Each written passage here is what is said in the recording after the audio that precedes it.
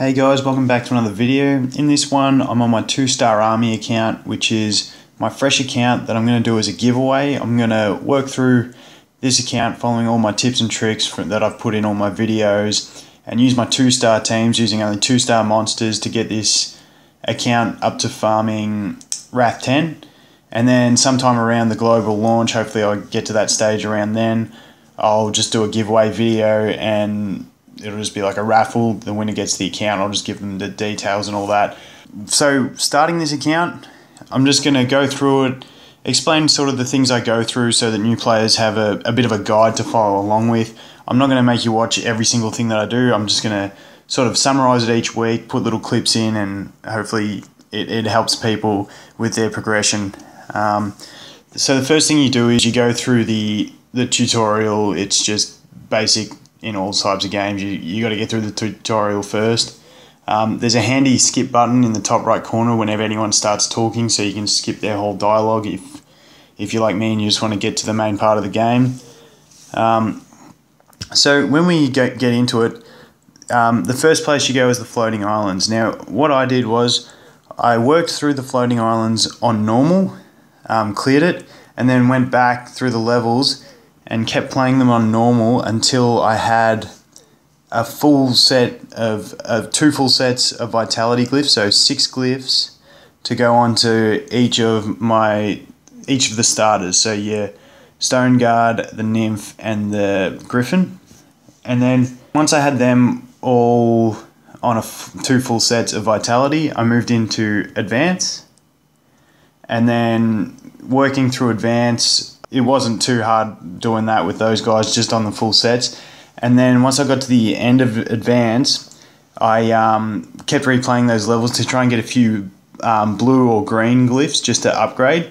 And then my general thing with blues was that I power them up to about 7, greens to about 10, and yellows 10 to 13 depending on the quality of their substats. So that's what I did. And then while I was there, so I max leveled those 3 starters at 2-star, and then I also started leveling some 1-star monsters that I'd got. And I was originally just leveling fire and earth ones because I know that I'm going to be using mainly wind and water monsters in my team. So I want to keep the wind and water for skill ups. But now, since the new patch, I also want to keep the earth ones for in case I get the earth basilisk, because he's another great poisoner. So that's what I was doing. So got them all 2-star max, leveled some fodder, ranked them up as I got those fodders up, and then after I'd powered up some glyphs and I moved into the next zone, which was the ice caves, then the volcano, and then Mystic Forest. Mystic Forest, you clear it on normal, and then the goal is to be able to clear even just the first level of it on advance, because you want to get the Water Arcane Bird. It's a great support unit. It's one of the key units in my team. I'm not going to go into depth on the skills of these units. I'll put a link to a video that I go through them in the description, but I don't want to clog this video up with that stuff again. So the idea is you want to farm advance. If you can't do that first level or any levels on advance, then go back to floating islands on an advance and get some better glyphs, power them up, and eventually you'll be able to do it. It's not too hard. Once you get the water bird, I'd say move on to Sunken City and just level your water bird through there on normal. Once you get to advance, that's where the other monster you want is, which is the wind golem. And once again, if you can't do this on advance, then jump back, get some better glyphs, level that bird up. The bird will be very handy.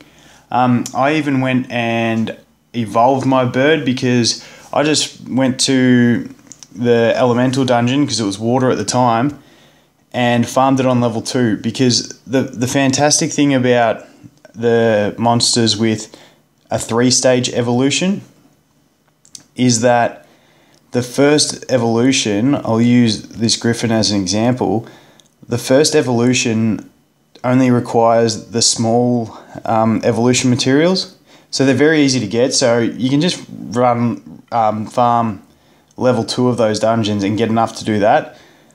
So that's what I did for the bird, and then I eventually got the glyphs powered up to the stage that I could farm Sunken City on advance, and I eventually got my wind golem. And then I did the same with him to evolve him. The bird, I was lucky, I got the good evolve skill.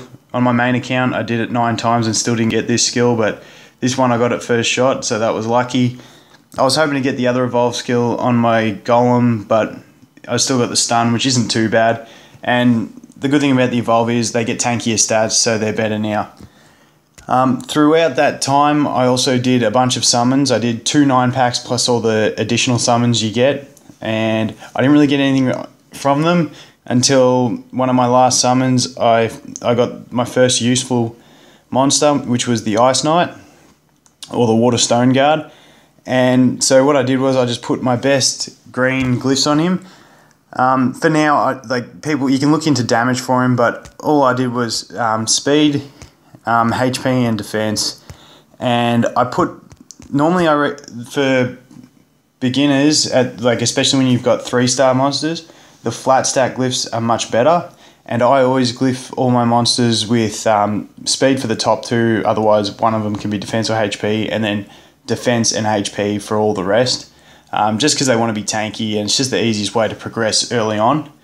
But with him, I went percentage because I knew that his base stats, even unevolved at 4-star max, were going to be enough to benefit more from percent than flat. I've got a video on that. I'll put it in the description if you're curious about whether you use percentage or flat glyphs.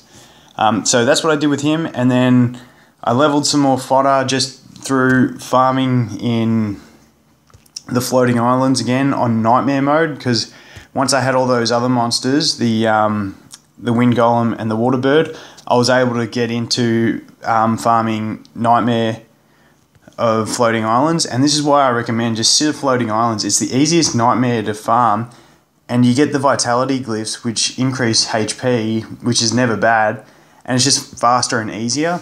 So that's what I did. I just farmed there. But now that I've got the Ice Knight, I 4-starred him. If you don't have the Ice Knight, I'd recommend maybe 4-starring the Wind one.